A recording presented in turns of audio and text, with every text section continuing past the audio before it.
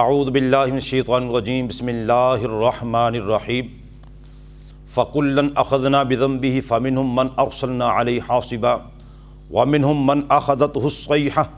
وَمِنْهُمْ مَنْ خَسَفْنَا بِهِ الْأَرْضَ وَمِنْهُمْ مَنْ أَغْرَقْنَا وَمَا كَانَ اللَّهُ لِيَظْلِمَهُمْ وَلَكِنْ كَانُوا أَنفُسَهُمْ يَظْلِمُونَ صدق اللَّهُ العظيم الصلاة والسلام عليك يا سيدي يا رسول الله وعلى آلِكَ وصحابِكَ يا سيدي يا حبیب اللہ۔ السلام علیکم ورحمۃ اللہ وبرکاتہ۔ ناظرین، زندہ باد اسلام چینل سے علامہ علی یار فریدی نعیمی آپ کی خدمت میں حاضر ہے، اور آج کا ہمارا جو ٹاپک ہے وہ یہ ہے کہ عذاب الہی کے محرکات، کہ عذاب الہی کیوں آتا ہے، اللہ تعالیٰ کے عذاب کی وجوہات کیا ہیں، اللہ تعالیٰ عذاب کیوں نازل فرماتا ہے۔ تو میں نے آپ کے سامنے آیا کریمہ 20واں پارہ سورۃ العنکبوت اور آیا کریمہ نمبر یہ 40 ہے، یہ میں نے تلاوت کی ہے۔ رب تعالیٰ فرماتا ہے فَكُلًّا أَخَذْنَا بِذَنبِهِ، ہم نے ان میں سے ہر ایک کو جو پکڑا، گرفت کی، ہم نے جو ان پر عذاب نازل کیا، ایسے نہیں کیا، ان کے گناہوں کی وجہ سے، بِذَنبِهِ ان کے گناہوں کی وجہ سے ہم نے ان کو پکڑا، ان پر عذاب نازل کیا۔ وَمِنْهُمْ مَنْ أَخَذَتْهُ الصَّيْحَةُ، اور کسی پر اللہ تعالیٰ نے جو چیخ کڑک کا عذاب بھیجا اور سب کے سب وہ قوم تباہ و برباد ہو گئی، اور کسی پر تیز آندھی بھیجی، ان کو جناب تباہ و برباد کر دیا۔ وَمِنْهُمْ مَنْ أَغْرَقْنَا، اور کئیوں کو زمین میں، کئیوں کو پانی کے اندر جو تھا اللہ تعالیٰ نے غرق کر کے ان کو ہلاک کر دیا، اور کئیوں کو وَمَنْ خَسَفْنَا بِهِ الْأَرْضَ، اور کئیوں کو اللہ تعالیٰ نے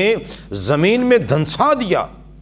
اور رب تعالیٰ فرماتا ہے ہم نے جب بھی کسی قوم کو پکڑا ہے، اس کو گرفت کی ہے، اس پر عذاب نازل کیا، تو ان کے گناہوں کی وجہ سے کیا ہے،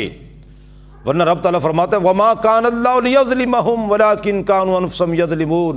اللہ تعالیٰ فرماتا ہے کہ اللہ تعالیٰ وہ کسی پر ظلم نہیں کرتا،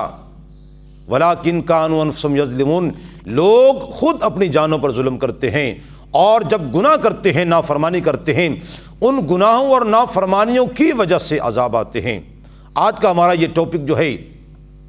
عذاب الہی کے محرکات کیا ہیں، تو وہ اس آیا کریمہ نے اس بات کی وضاحت کر دی۔ عذاب الہی ایسے نہیں آتا، جب کوئی قوم گناہ کرتی ہے، جب کوئی قوم اللہ تعالیٰ کی نافرمانی کرتی ہے، اللہ کے پیارے رسول صلی اللہ علیہ وسلم، اللہ کے پیارے نبی جو ہیں ان کی نافرمانی جب وہ کرتے ہیں تو پھر ان پر اللہ کا عذاب آتا ہے۔ اور اللہ تعالیٰ نے قرآن کریم فرقان حمید کے اندر جو ہے ان پہلی قوموں کا ذکر کر دیا ہے جو گناہ کرتے تھے، جنہوں نے اللہ کو ناراض کیا، اللہ کے نبیوں رسولوں کی نافرمانی کی، تو اللہ تعالیٰ نے طرح طرح کے عذابوں کے اندر ان کو گرفتار کیا۔ اور قوم لوط کو دیکھیں، جو لڑکوں کے ساتھ بدفعلی کرتے تھے، تو ان کو زمین سے اٹھا کر ان کی بستیوں کو آسمان کے قریب لے جا کر ان کو پھر پلٹ دیا گیا، اور ان پر اوپر سے پھر پتھروں کی برسات کر دی، اور پتھر بھی ایسے تھے جو جسم سے آر پار ہو رہے تھے۔ تو آپ اندازہ کریں جب اتنی بلندی سے ان کو زمین پر گرا دیا گیا اور پتھروں کی برسات ہو گئی تو ان کا جسم کا کیا حصہ بچا ہوگا۔ ناظرین، یہ لڑکوں کے ساتھ بدفعلی کا یہ ان کو اللہ تعالیٰ نے یہ عذاب ان پر نازل کیا۔ اور اسی طرح ناپ تول پہ کمی، جو شعیب علیہ السلام کی قوم ناپ تول میں کمی کرتی تھی، اسی طرح کوئی قوم کسی گناہ میں مبتلا تھی تو اللہ تعالیٰ نے ہر قوم کو جو بھی عذاب ان پر کیا ہے ان کے اپنے گناہوں کی وجہ سے کیا ہے۔ اور اپنے محبوب صلی اللہ علیہ وسلم کی امت کو، حضور کے غلاموں کو، ان تمام قوموں کے حالات و واقعات یہ بتا دیے قرآن پاک کے اندر۔ اے میرے محبوب کے غلاموں، اے امت محمدیہ، ان قوموں کا ذکر پڑھو، غور و فکر کرو، ان پر عذاب آئے، کیوں عذاب آئے، وجوہات کیا تھیں۔ لہٰذا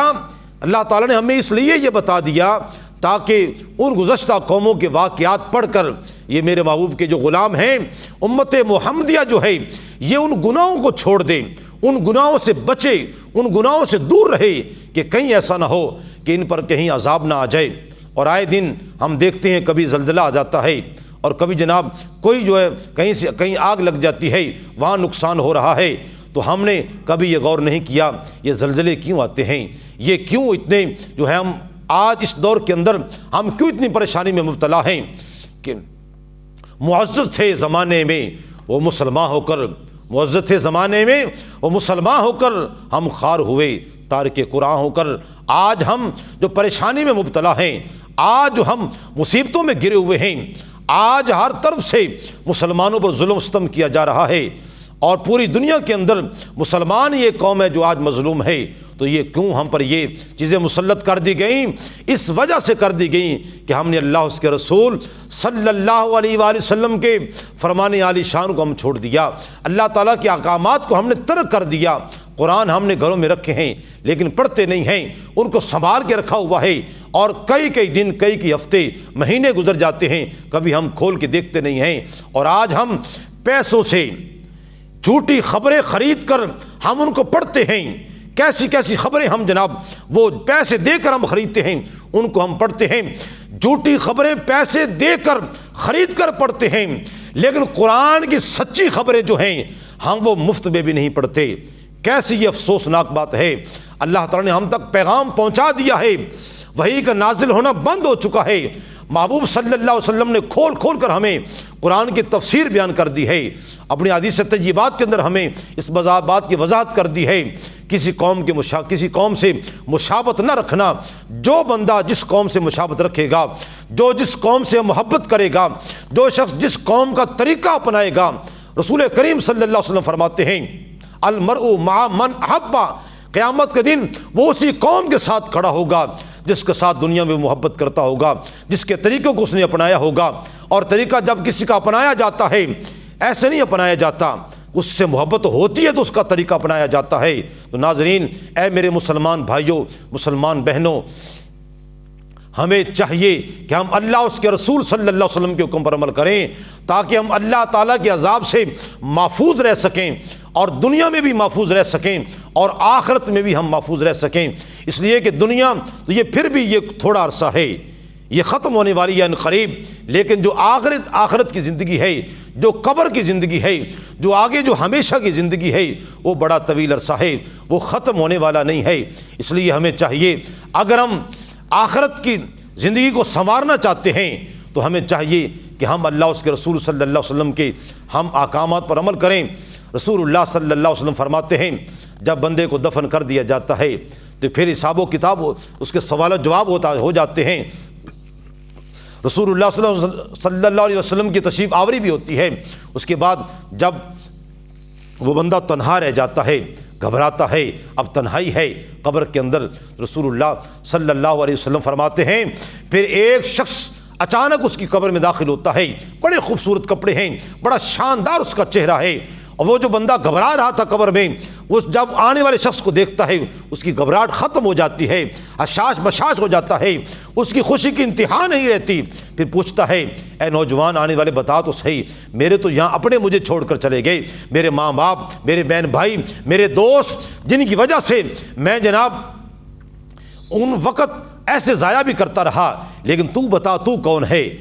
تیرے آنے سے مجھے بڑی خوشی ملی ہے، مجھے سکون ملا ہے، گھبراہٹ ختم ہو گئی ہے۔ وہ نوجوان کہتا ہے اے پوچھنے والے ذرا غور سے سن، میں کون ہوں؟ میں تیرا نیک عمل ہوں، تو نمازیں پڑھتا رہا، روزے رکھتا رہا، اللہ اس کے رسول کے حکم پہ عمل کرتا رہا، آج اللہ تعالیٰ نے مجھے اس شکل میں بھیجا ہے تاکہ تجھے جو آج پریشانی ہو رہی ہے، تیری پریشانی کو دور کرنے کے لیے مجھے رب نے تیرے پاس بھیجا ہے۔ تو ناظرین، اگر ہم قبر کی روشنی چاہتے ہیں، اگر ہم حشر میں کامیابی چاہتے ہیں، اللہ اس کے رسول صلی اللہ علیہ وسلم کے فرمان عالی شان جو ہیں، احکامات جو ہیں، ہم ان کو مضبوطی کے ساتھ تھام لیں، ہم قرآن کو مضبوطی سے تھام لیں، ہم حضور کی سنت کو مضبوطی سے تھام لیں، یقیناً اسی میں دو جہانوں کی کامیابی ہے۔ ناظرین، دعا کرتا ہوں اللہ تعالی ہمیں عمل کی توفیق عطا فرمائے، ہمیں قرآن و سنت پر عمل پیرا ہو کر ہمیں بقیہ زندگی بسر کرنے کی توفیق عطا فرمائے۔ تو جو دوست ابھی نئے آئے ہیں ان سے گزارش ہے ہمارے چینل کو آپ ضرور سبسکرائب کریں اور ساتھ بیل آئیکن کو پریس کریں، ہر نئی آنے والی ویڈیو جو ہے آپ تک پہنچے، آپ اس سے استفادہ حاصل کریں، قرآن و سنت کی روشنی کے اندر ہم رہنمائی حاصل کر سکیں ہم نے زندگی بسر کیسے کرنی ہے۔ اور دوستوں سے گزارش ہے آپ کمنٹ کر کے اپنی رائے کا اظہار بھی کریں، اور اس کو شیئر بھی کریں، اور اس کو لائک بھی کریں، تاکہ اس سے ہماری سپورٹ ہوگی، ہماری حوصلہ افزائی ہوگی، اور ہم مسلسل جو ہے آپ تک قرآن و حدیث کی روشنی میں یہ اللہ اس کے رسول کا پیغام ہم پہنچاتے رہیں گے۔ اللہ تعالی ہم سب کا حامی و ناصر ہو۔ السلام علیکم ورحمۃ اللہ وبرکاتہ۔